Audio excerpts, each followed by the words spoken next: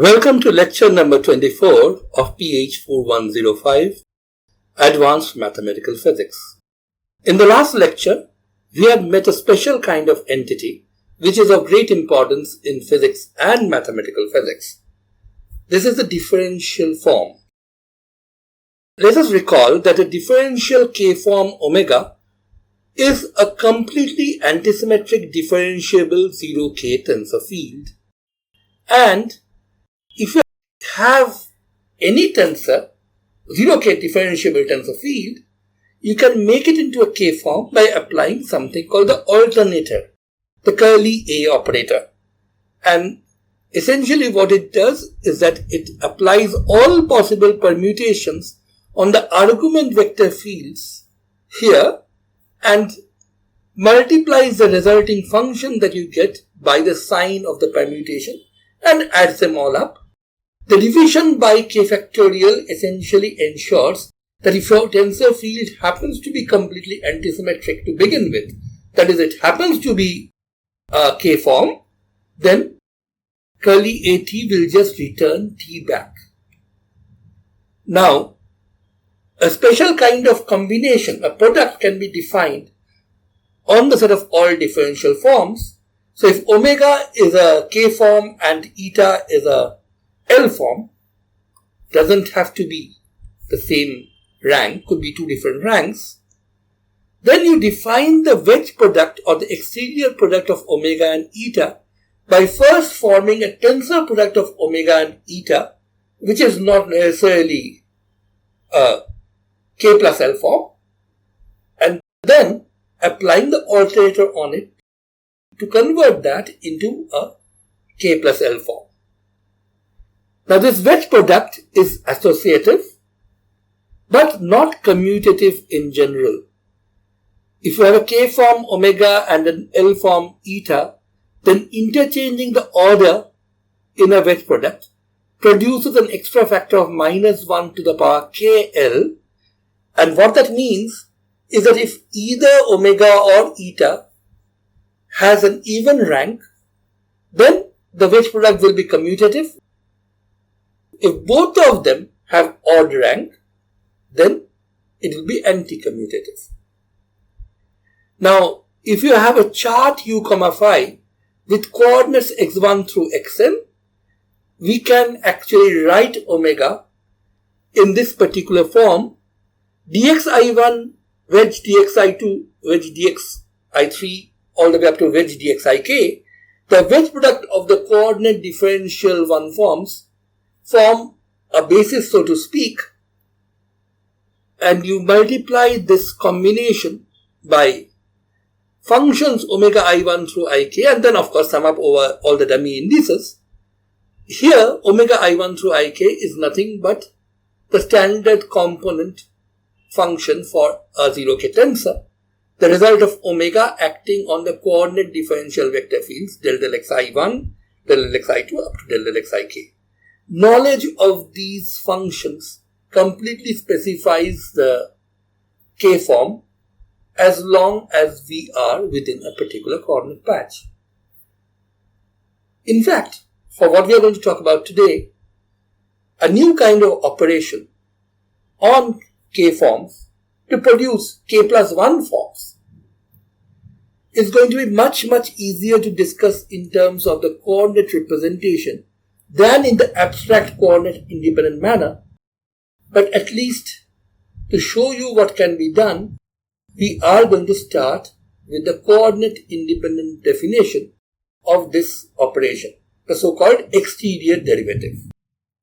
The definition of the exterior derivative goes as follows. If omega is a k form, its exterior derivative, denoted d omega, is a k plus 1 form given by the following definition. You define d omega by specifying what it does when given a bunch of k plus 1 vector fields. Remember, d omega is a k plus 1 form, so if you give it k plus 1 vector fields, you are going to get a function out of it. So by definition, k plus 1 times the result of d omega acting on a bunch of k plus 1 vector fields is given by the following expression. It is made out of two sums, and in one, you essentially have omega acting on k of these vector fields. Remember, omega being a k form can only act on k vector fields to produce a function, which means one of the vector fields, here the ith one, has gone missing. This is what the hat on top of the xi means here. That expression is acted upon by the vector field xi. Remember, xi, a vector field, can also be thought of as a map which acts on smooth functions to produce another smooth function. So this overall thing is a smooth function, and that is weighted by a factor which goes plus 1, minus 1, plus 1, minus 1, and so on as you go down the line, and then you add up all of these expressions. Now this in itself sounds complicated enough, but this alone is not enough to define d omega. You need to add one more term. In this one term, it's not one xi which is being dropped. You have to drop two of them, xi and xj.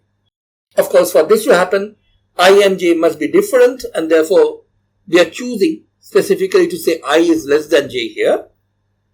But what you do is replace xi and xj, the ones which you have dropped, by placing the Lie bracket or the commutator bracket at the beginning, as the first argument. Remember, omega is not a symmetric tensor, it's a completely antisymmetric tensor. Position of the arguments does matter.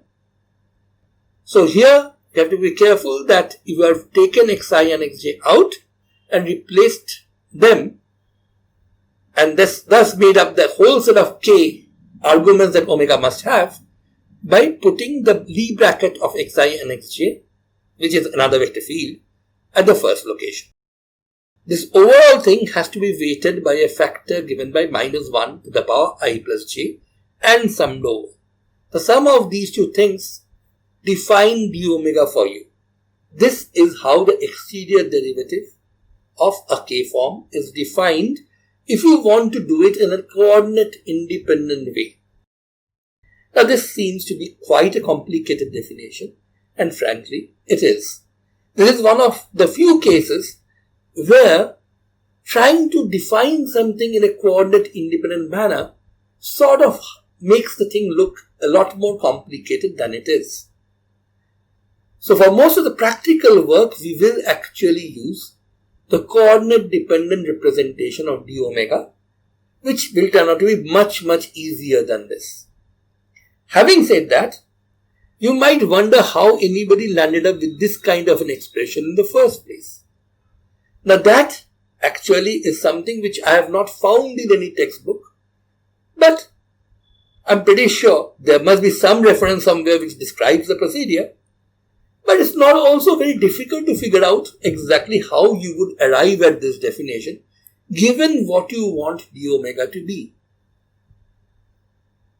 But that is going to be a rather long thing to describe, and we are going to do that in an entirely separate lecture, devoted only to that. For the time being, let us behave like good mathematicians. A definition has been given to us. Let us look at what its consequences are. Let's try to understand what this is saying for at least the lower rank differential forms. Let us start with the lowest rank differential form possible, a zero form. Remember, a zero form is nothing but a function. Now, if you go by this definition, you get 1, k plus 1 of course is just 1, times d omega. And now d omega becomes a 1 form, so it gets only one vector field as an argument. Because there's only one, I have not given it a label, we have just called this x. And if you look at this side, given the fact that it has only one argument, there is no possibility of a term like this. So the second sum doesn't even appear here. What you get is x acting on omega with a minus 1 to the power 1 plus 1. So plus 1. So d omega x is nothing but x omega. Remember, if you are talking about function f, the differential df acting on x by definition is x acting on f. And so this thing tells you that at least for a function, this so-called exterior derivative that we have defined gives us nothing but the differential of the function. So for a zero form f or omega, the d of that is nothing but its differential. Not really very interesting, something we had known a long time now. Let's look at something new that will happen when omega is a higher rank, non-trivial form. The next simplest case, of course, is when omega is a 1 form. Now, if you go by this definition, d omega will be a 2 form. So we'll have two vector fields as arguments, x1 and x2. So you will get twice d omega acting on x1, x2 on this side. And now, that is going to be equal to, you will take this argument list which had x1, x2 in the original thing, but omega of course can only take only one of those. You drop x1, bring it out, then you drop x2, bring that out with an alternating sign. So what you get is x1 acting on omega of x2. Remember, omega being a 1 form, omega acting on a vector field gives you a function. x1 acts on that to give you another function. x1 omega x2 is the first term. The second term is minus x2 omega x1. And in this definition, our second sum makes its first appearance. Of course, if you had only two arguments, as in this case, dropping xi and xj means you have only the Lie bracket put in here, omega of x1, x2, and since this has I equals 1 and j equals 2, minus 1 to the power I plus j is minus 1. So this is the full definition of what the exterior derivative of a 1 form would be defined as. Note that what we have done in all of these, including in the definition, is defined d omega via what it does to k plus 1 vector fields. If you know that, you know essentially what this completely antisymmetric 0k tensor field does. Now, before we move on to the next thing and talk about coordinates, let us try one more case. The one where omega is a 2 form. With a 2 form omega, d omega will be a 3 form. We'll take 3 vector fields as arguments. So 3 times d omega acting on x1, x2, x3. This function defining d omega will turn out to be equal to x1 acting on omega of x2, x3 minus x2 acting on omega x1, x3. Remember, you just take the argument list and drop x2 from here. That's the x2 hat. And bring the x2 out with a minus sign. Minus simply because minus 1 to the power I plus 1 in this case is minus 1. Or simply, these are alternating signs. The first one is plus, the next one is minus. But what you have done here is rewritten this in a slightly different way. We have used the fact that omega is completely antisymmetric to interchange x1 and x3 and absorb the minus sign. So it gives you plus x2 omega x3 comma x1. The advantage here, of course, is the familiar cyclic order 1, 2, 3 is being repeated here. And the third term would have been x3 omega x1 x2 and you have dropped the x3. So basically omega x1 x2. Once again, in the cyclic order with a plus sign. Now, we must remember that there is a second sum that we have to consider, and in the second sum, what you do is drop 2 of them at a time, but replace them by their Lie bracket. So the first thing that you will do is drop x1 and x2 from the argument set and replace them by bringing in x1, x2 Lie bracket. That, of course, will have a minus sign because that's minus 1 to the power 1 plus 2. Then you will have another term where you will drop x2 and x3. Once again, 2 plus 3 is 5. That's a odd number, so you get a minus 1 again. And then, finally, you would drop x1 and x3 and replace that by the lead bracket of x1, x3 at the beginning. But now, 1 plus 3 being an even number, you should have expected a plus sign. But what we have done is we have retained the cyclic order 1, 2, 3, 2, 3, 1, 3, 1, 2 and flipped the x1, x3 within the lead bracket. That of course gives you an extra minus sign, and the fact that omega being a tensor, a 0k tensor, is linear in its arguments, that minus sign can be pulled out. So you have 3 terms with minus signs from the second sum, 3 terms with plus signs from the first sum, in each of which the vector fields come in cyclic order. So it's actually quite easy to remember the final result. Of course, you don't really have to memorize this final expression. You can always work it out from the starting definition. Now, applying the exterior derivative operator d on a k-form leads to a k plus 1 form. So applying it twice on a k-form should lead to a k plus 2 form. That is, d of omega should be a k plus 2 form whenever omega is a k-form. Let us take a look at what this particular kind of k plus 2 form will turn out to be, at least for the simplest examples.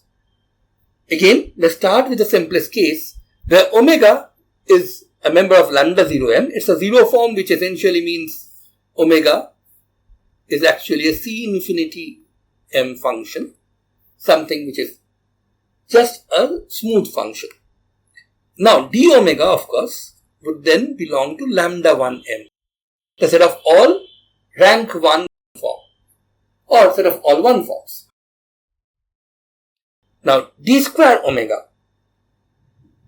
Remember our definition for a 2 form that you get when you apply d operation on a 1 form essentially gives you k plus 1 times. So that is 2 times d square omega here.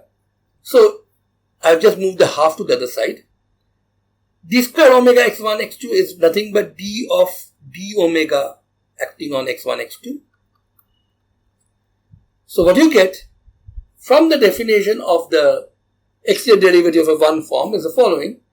This thing is 1 half of x1, the first argument, acting on the 1 form being exterior differentiated, in this case d omega itself, acting on x2, that's the first term, minus x2 d omega x1, that's the second term, minus d omega of the lead bracket x1, x2. Now for a 0 form omega, d omega acting on x2 by definition is nothing but x2 acting on omega. So this thing is just x2 acting on omega, and this one is just x1 acting on omega. And similarly, d omega acting on the square bracket of x1, x2 is nothing but the lead bracket x1, x2 acting on omega. All of this works because omega is a 0 form, and for a 0 form, d omega on x is nothing but x of omega. But now notice that x1, x2 omega minus x2, x1 omega, these two together, is exactly the same as the lead bracket of x1, x2 acting on omega. Since x1, x2 lead bracket is nothing but x1, x2 minus x2, x1. So everything cancels here and you end up with 0. So at least if you are starting with a 0 form, applying d twice does not give you a non-trivial 2 form. It does give a 2 form technically, but that 2 form is identically 0. What happens if you were to start not from a 0 form, but from a 1 form? So let's say omega now is a 1 form, and therefore d omega is a 2 form, and d square omega is a 3 form. So this is d of d omega acting on x1, x2, x3 times 3, of course, from the definition. Let's make use of this cyclically symmetrical expression that we had talked about while talking of the exterior derivative of 2 form. This is going to be x1 acting on d omega of x2, x3 plus x2 d omega x3, x1 plus x3 d omega x1, x2 These are the three terms you get from the first sum. From the second sum, you get minus d omega, Lie bracket of x1, x2, x3, minus d omega, Lie bracket of x2, x3, x1, minus d omega, x3, x1, x2. So all this is just the definition being used directly. Now, notice that omega itself is a one form, and you are actually creating a two form d omega by applying d on that. And we already know that that means that d omega with x2, x3 as arguments is half of x2 acting on omega x3 minus x3 acting on omega x2 minus omega acting on the Lie bracket of x2, x3. Now this is the term for this, but then this gives you a very similar term again. Essentially, you can write down the second term without even thinking much. All you have to do is cyclically permute x1, x2, x3 in this expression to arrive at this. One more circular permutation gives rise to this. So here are the three terms that you have from the three terms in the first sum in the definition of an exterior derivative.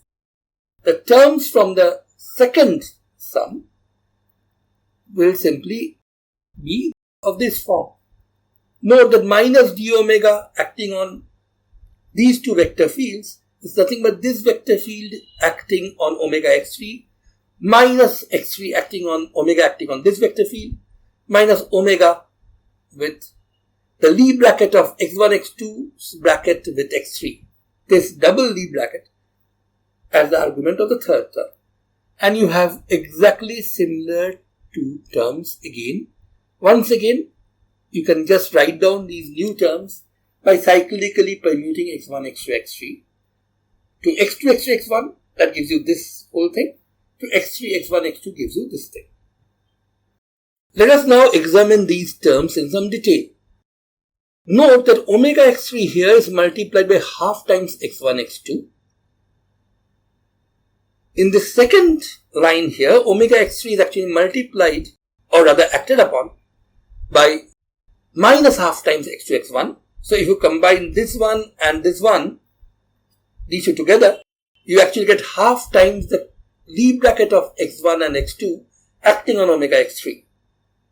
But notice that negative of that is exactly the term sitting here. So this one, and this one cancels out. Well, if you look at the term with omega x2 sitting here, here you have, with a minus sign, plus half x3, x1 acting on that. So it's plus half x3, x1 Lie bracket acting on omega x2. And it should not come as a surprise that the negative of that term is sitting here somewhere. In fact, it's sitting right here. So they also cancel. It's pretty easy to see that this term, x2, x3 minus x3, x2 acting on omega x1 will cancel with this term.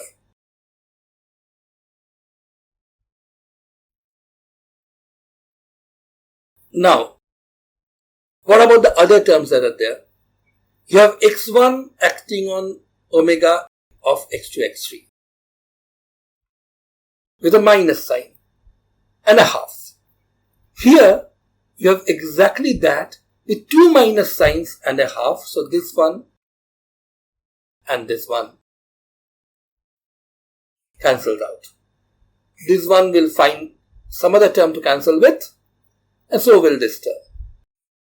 Basically, this and this will cancel with those terms that I just dropped.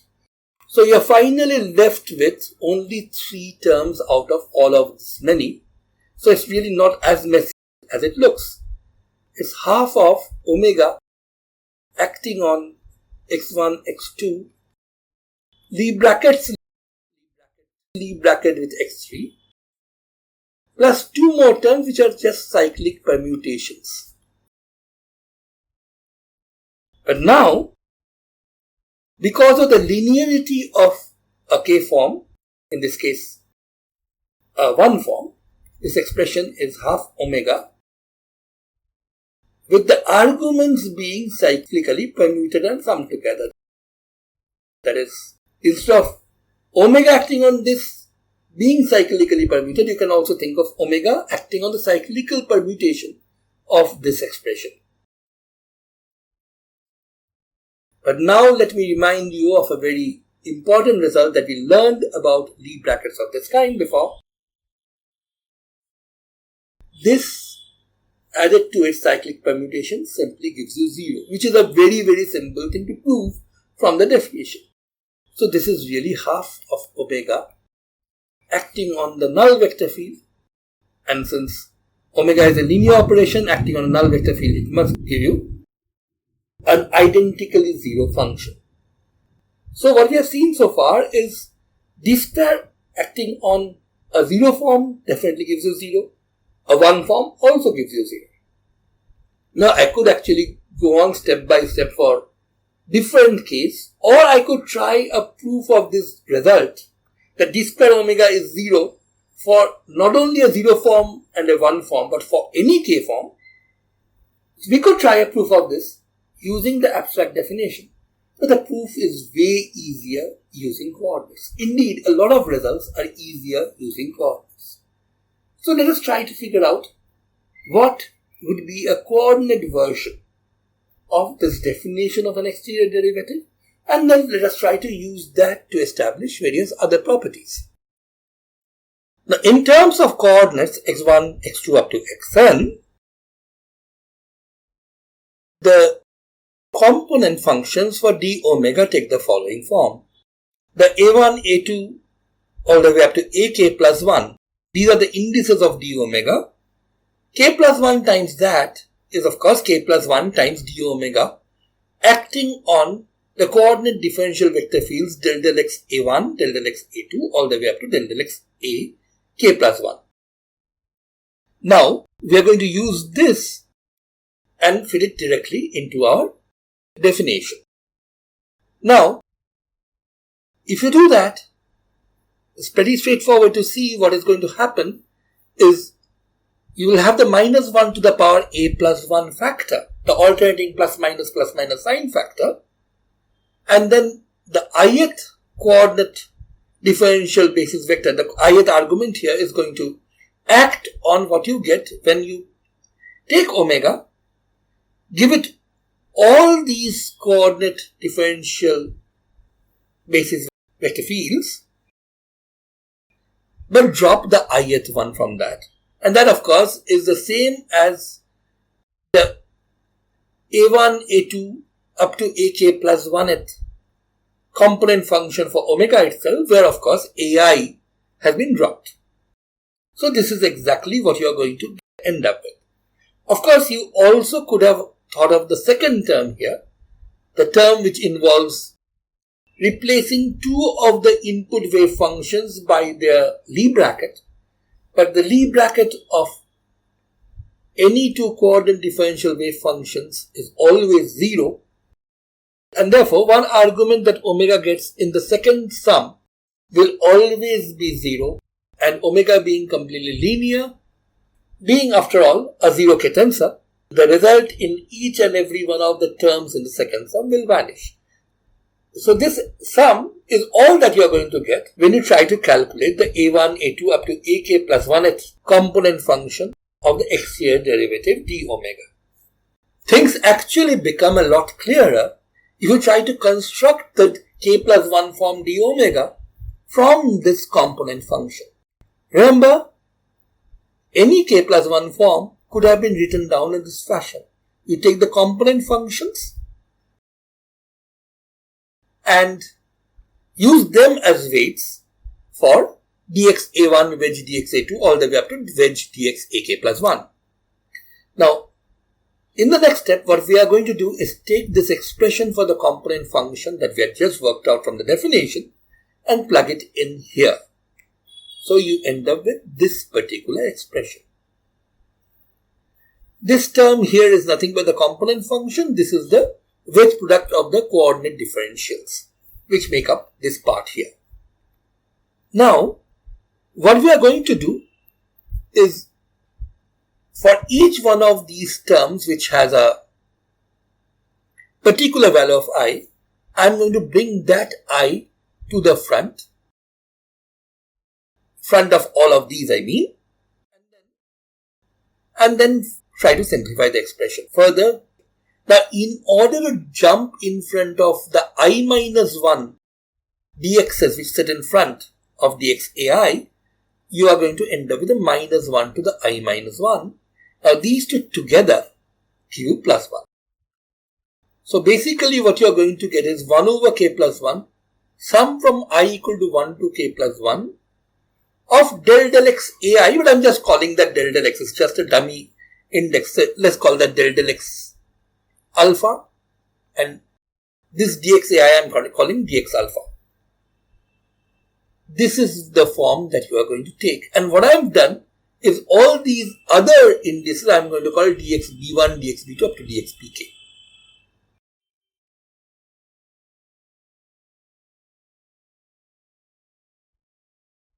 So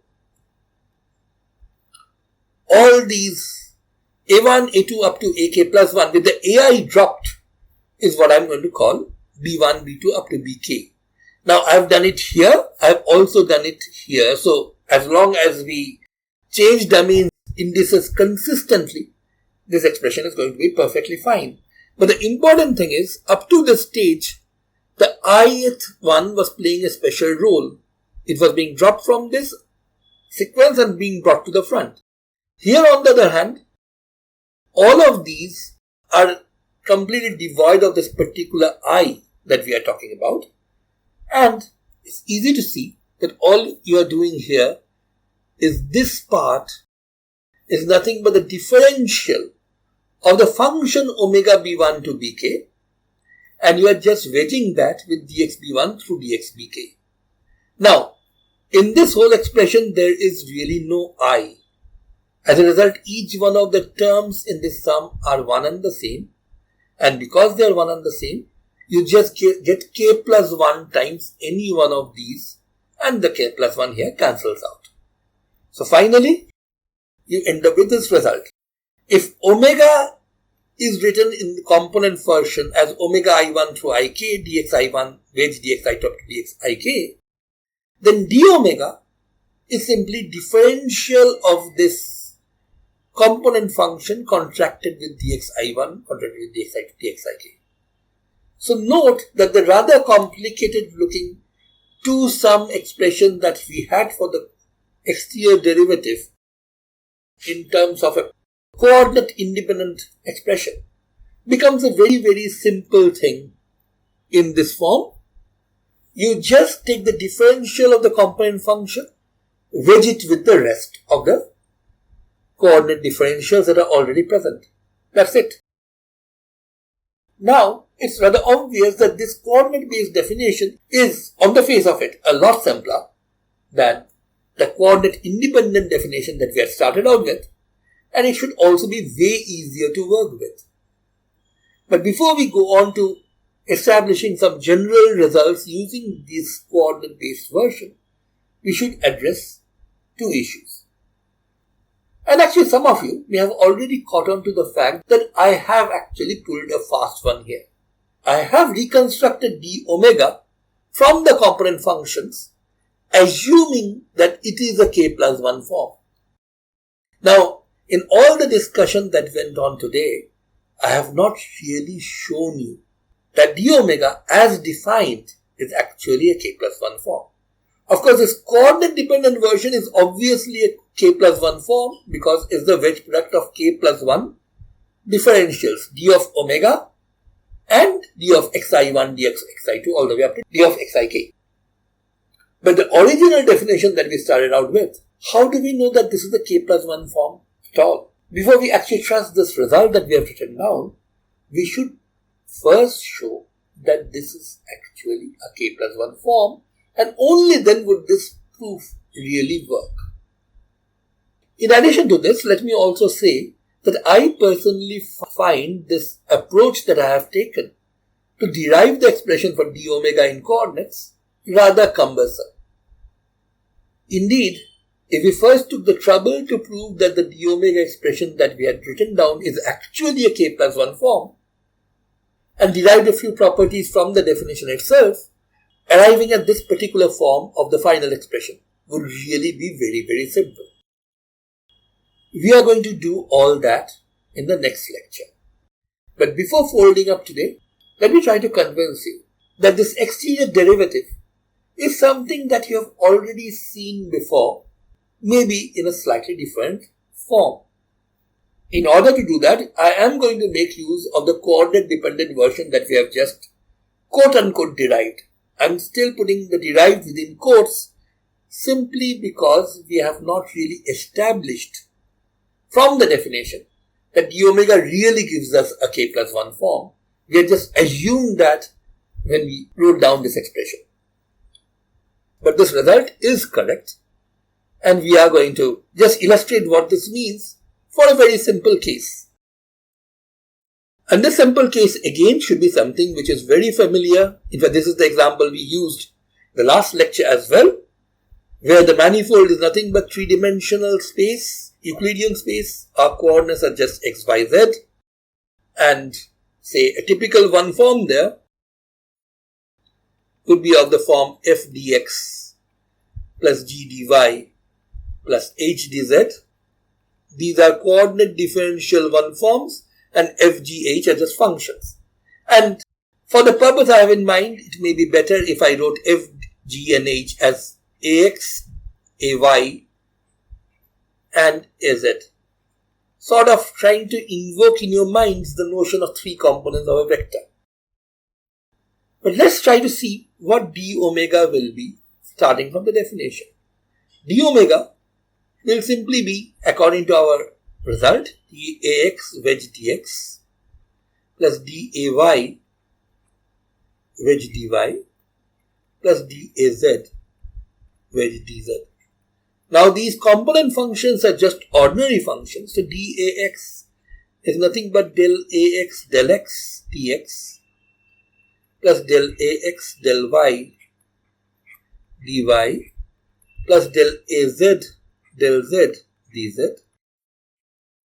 wedged with dx. And you have two more such expressions from these two terms. I'm not writing the whole thing down. You should be able to reproduce the whole thing yourself perfectly easily.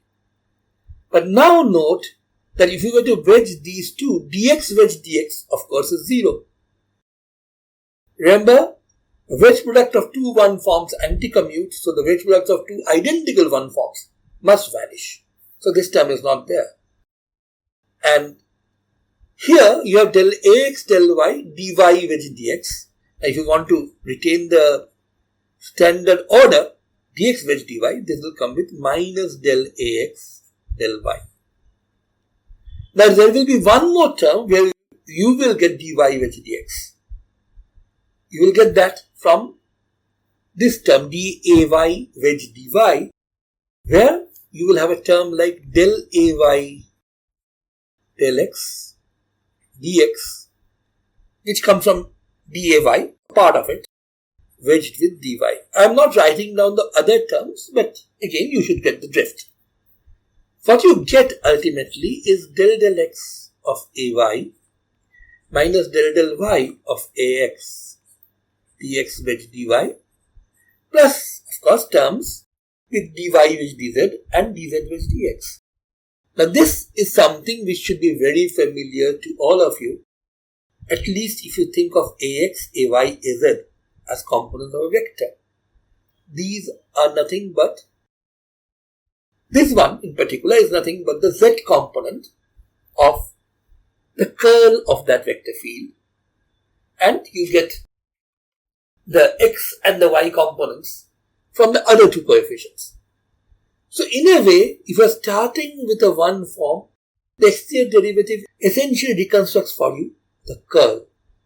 The connection between the curl and the exterior derivative of a one form can be made more formal.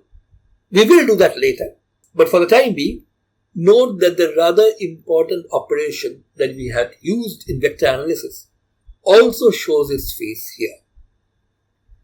By the way, the curl in vector analysis only exists in 3 dimensions.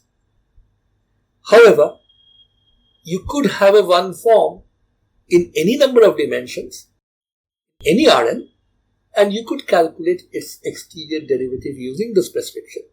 So in a way, what we have hit upon is a generalization of the notion of a curl, one which is valid in all dimensions. Now that the curl is here, we don't expect the divergence to be too far behind. Indeed, if we start with a 2 form, let's say beta given by ax dy wedge dz plus ay dz wedge dx plus az dx wedge dy, and try calculating its exterior derivative t beta. Once again, using our formula for component version, this becomes simply dax wedge dy wedge dz plus, of course, 2 more terms coming from these two. The dax is del ax del x dx plus 2 more terms wedge with dy wedge dz plus, of course, the original 2 more terms that you had here. Now you should see that these 2 terms which you did not write down had dy and dz in them, and when you try wedging that with dy wedge dz, 2 coordinate differentials are being repeated in a wedge product, and that means you are always going to end up with 0. So you get del ax del x dx wedge dy wedge dz from this. From the next one, which had a dz wedge dx outside and a day wedge with that, you would get del ay del y dy wedge that. And the final term will be del az del z dz wedged with dx wedge dy. Note that the exterior derivative being associative, we did not really need brackets. But now these 3 terms, dx wedge dy wedge dz, dy wedge dz wedge dx, dz wedge dx wedge dy, are actually all equal, because to go from this to this, you have to do 2 interchanges, again 2 interchanges to get here, 2 minus signs, of course that means an overall plus sign. And thus d beta,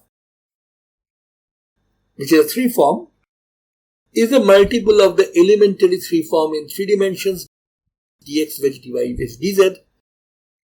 But the thing in front of that, the coefficient of this basis 3 form, is simply the divergence of the vector field whose components are ax, ay, az. So we see that both the divergence and the curl show their faces in exterior derivatives of different kinds of K forms. Given the importance of divergence and curl in vector analysis, it is easy to understand that any procedure which actually can treat them both together is going to be very, very powerful. So we do expect differential forms to give us a lot of mathematical power. We will see many more examples of extra power which differential forms give us in the days to come. To just give you a hint of how powerful these methods are, let me urge you to just think about what d square acting on a 1 form gives you 0 would imply for our 1 form ax dx plus ay dy plus az dz. And while you are at it, think of what d square acting on a 0 form is 0 gives you. It should not come as a surprise that this will help you recover 2 very well-known identities in vector calculus. But first, we really need to establish that our coordinate independent definition actually gave us a k plus 1 form. You might say that that's rather obvious. After all, we gave it k plus 1 vector fields in the definition itself, and that gave us a function. So, k plus 1 form. But note that that alone does not establish that what you have is a k plus 1 form. A k plus 1 form will change k plus 1 vector fields into a function, but it will do that in a completely antisymmetric fashion, and it will do that multilinearly. Also C infinity linearly, because every tensor field is multilinear. Not only in terms of linear combinations with real numbers, but also in terms of linear combinations with C infinity functions. We have to check that our definition really has those properties. That's what we are going to do first thing in the next lecture.